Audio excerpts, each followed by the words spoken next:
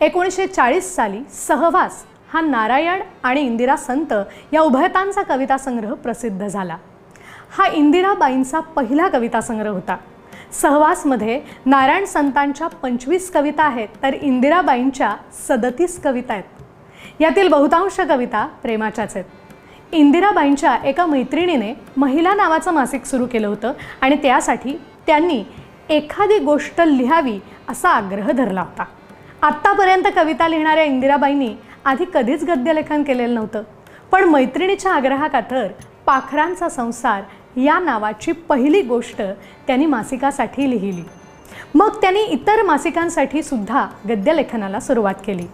इंदिराबाईंचे कदली, चैतू, शामली हे 3 कथासंग्रह प्रकाशित झालेले आहेत। याचबरोबर गर्भरेशमी, शेला, मेंदी, रंगबावरी, मरवा, मृगजळ, बाहुल्या, निराकार, वंशकुसुम असे 9 कविता संग्रह तसेच घुंगुरवाळा ही कादंबरी सुद्धा प्रकाशित झाली आहे। त्यांच्या अजून नाही जागी राधा, उंच उंच माझा झोका, रक्तामध्ये ओढ मातीची, बाळ उतरे अंगणी, नको नको रे पावसा अशा काही कविता संगीतबद्ध सुद्धा करण्यात आल्या।